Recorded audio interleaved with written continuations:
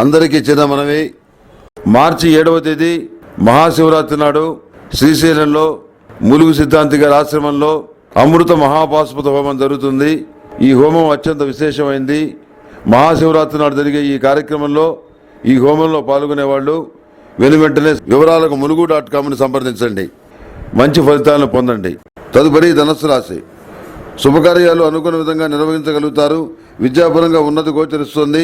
ఓ పొరపాటు సమాచారం విని అదే నిజమని భ్రమిస్తారు. అయితే ఇందువల్ల లాభ నష్టాలు రెండూ ఏర్పడవు. తల్లిదండ్రులు లేక ఆప్తులతో కలిసి భవిష్యత్ కార్యాచరణ గాను కొంత ధనాన్ని సహాయంగా కోరతారు. జీవనశైలిలో మార్పులు చేయడానికి ఇష్టపడరు. సంతానాన్ని సాంప్రదాయబద్ధమైన మార్గంలో నడిపించడానికి గట్టిగా సంకల్పిస్తారు. సహోద్యోగులతో ఏర్పడినటువంటి విభేదాలు సమసిపోతాయి. పేరెన్నికైన సంస్థల్లో సభ్యత్వాన్ని తీసుకుంటారు.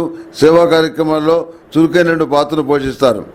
ఈ తులారాశి వారికి, వృశ్చిక రాశి వారికి, ధనుస్సు రాశి వారికి ముగ్గురికి కూడా ఏలినాడు శని నడుస్తుంది కనుక 8 శనివారాల శనికి తైలాభిషేకం చేయించాలి.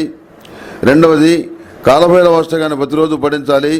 మూడవది అఘోర పాశుపత హోమం చేయించాలి. ఇది చేయించడం వల్ల శనిగ్రహ దోషం పోయి శనేశ్వరుడు యొక్క అనుగ్రహం లభిస్తుంది.